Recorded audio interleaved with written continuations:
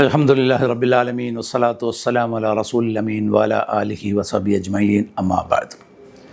പ്രിയമുള്ളവരെ, കഴിഞ്ഞ സംഭാഷണങ്ങളിലൂടെ മനുഷ്യരും ജിന്നുകളും തമ്മിലുള്ള ചില ഇടപാടുകളാണ്, അല്ലെങ്കിൽ ജിന്നുകളിൽ നിന്നുള്ള ചില ഉപദ്രവങ്ങളെക്കുറിച്ചാണ് നാം പരാമർശിച്ചത്. അതിൽ പ്രധാനമായ ഒരു കാര്യമാണ് പിശാച് ബാധ എന്നുള്ളത്. മനുഷ്യരെ പിശാചുകൾ ബാധിക്കുന്നു. പിശാചുക്കൾക്ക് ഇഷ്ടം പോലെ മനുഷ്യരിൽ കൂടുവാനോ ഉപദ്രവിക്കുവാനോ സാധ്യമല്ല. അവർക്ക് ചില പ്രത്യേക സാഹചര്യങ്ങൾ ഒത്തുകിട്ടണം. ഉദാഹരണമായി, ഒരു കള്ളൻ ഒരു വീട്ടിൽ പ്രവേശിക്കാൻ ആഗ്രഹിച്ചാൽ അയാൾക്ക് ചില സാഹചര്യം ഒത്തുകിട്ടേണ്ടതുണ്ട്.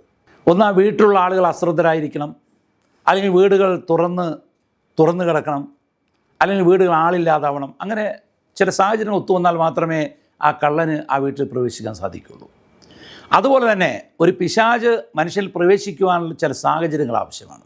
ചില സന്ദർഭങ്ങൾ, ഉദാഹരണമായി ശക്തമായി പേടിക്കുന്ന അവസ്ഥ, അതുപോലെ തന്നെ ശക്തമായി കോപിക്കുന്ന അവസ്ഥ.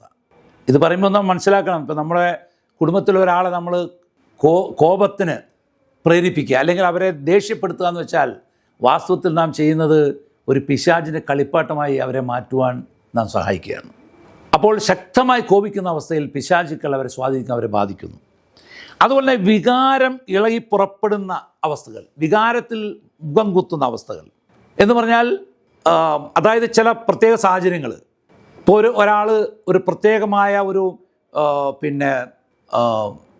അവസ്ഥകൾ, ഇപ്പോൾ ഒരു കള്ളൻ മതിൽ ചാടി അകത്ത് കടക്കാൻ ഇങ്ങനെ വളരെ ശ്രമിക്കുന്ന സമയം, അല്ലെങ്കിൽ ഒരു പുരുഷൻ ഒരു സ്ത്രീയെ കാണാൻ വേണ്ടിയിട്ട് കൊതിച്ച് ആഗ്രഹിച്ചൊരു വീട്ടിൽ പ്രവേശിക്കുന്ന സമയം, ഇങ്ങനെ ഏതെങ്കിലും തരത്തിൽ മനുഷ്യൻ്റെ വികാരങ്ങളിങ്ങനെ പ്രത്യേക തരത്തിൽ ഇളകിപ്പുറപ്പെടുക, അല്ലെങ്കിൽ അത് അവനെ അതിൽ നിന്ന് വികാരത്തെ അടിമപ്പെടുത്തുന്ന അവസ്ഥയിൽ, വികാരത്തിൽ മുഖം കുത്തുക, അങ്ങനത്തെ അവസ്ഥയിൽ. അതുപോലെ ശക്തമായ അശ്രദ്ധ.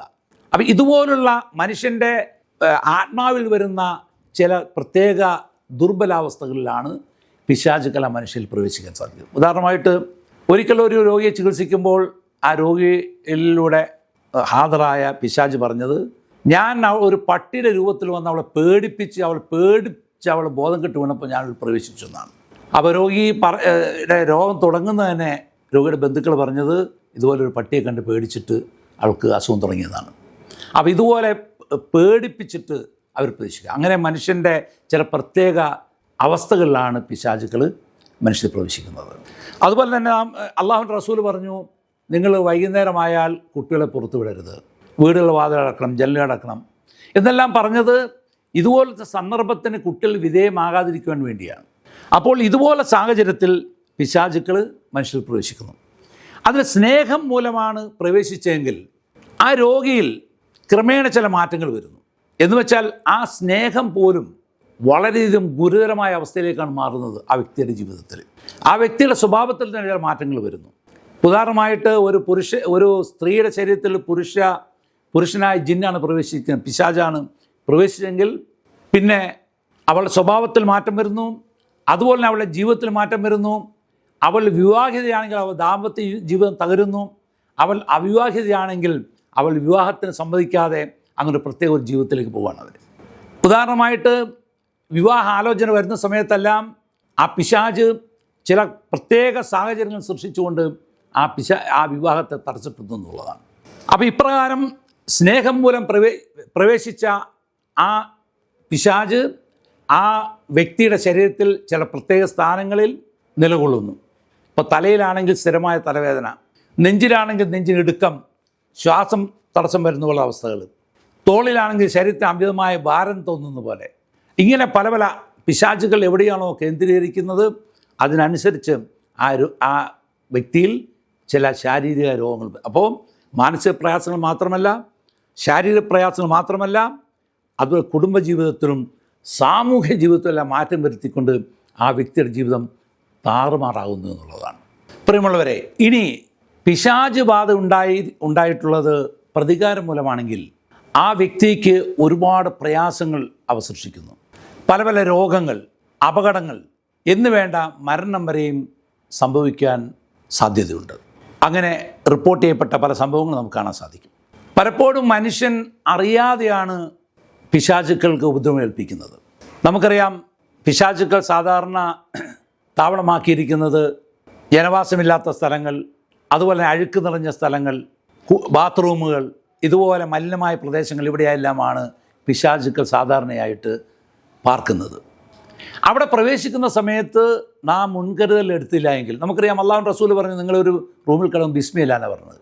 ആൾതാമസമില്ലാത്ത വീട്ടിൽ ചെല്ലുമ്പോഴും സലാം പറഞ്ഞിട്ട് പ്രവേശിക്കാൻ പറഞ്ഞു. ബാത്റൂമിൽ കയറുന്ന സമയത്ത് നമ്മോട് പ്രാർത്ഥിച്ചുകൊണ്ട് ആൺ പെൺ പിശാചുക്കളിൽ നിന്ന് അഭയം തേടിക്കൊണ്ട് അകത്ത് പ്രവേശിക്കാൻ പറഞ്ഞു.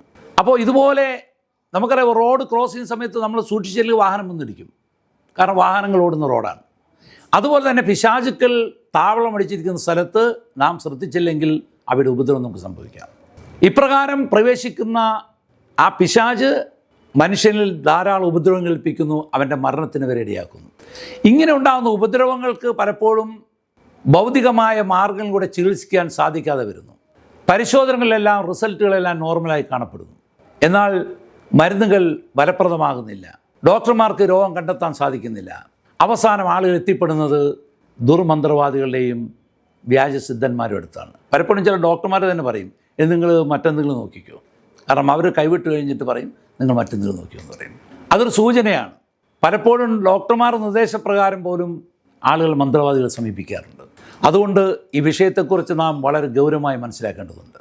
ഇനി സിഹർ മൂലം ഉള്ള ഉപദ്രവം എന്ന് പറയുന്നത്, ഇവിടെ ആ വ്യക്തിയോട് ഒരു പ്രതിഷേധവും അല്ലെങ്കിൽ ഒരു പ്രതികാരവും ഈ പിശാചിനില്ല. ഒരു മന്ത്രവാദി, ഒരു സാഹിർ, മാരണക്കാരൻ്റെ നിർദ്ദേശമനുസരിച്ച് ആ പിശാചിനെ അയക്കുകയാണ്.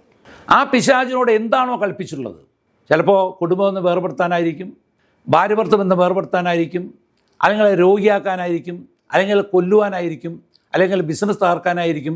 എന്താണോ ആ പിശാചിനോട് കൽപ്പിച്ചിട്ടുള്ളത്, ആ പിശാച് ആ പ്രവർത്തനോട് ചെയ്യുന്നു എന്നുള്ളതാണ്. ഇപ്പോൾ വിവാഹം തടസ്സപ്പെടുത്താനാണ് പിശാചിനെ അയച്ചിട്ടുള്ളതെങ്കിൽ ആ വ്യക്തിക്ക് വിവാഹം നടക്കാതെ വരുന്നു.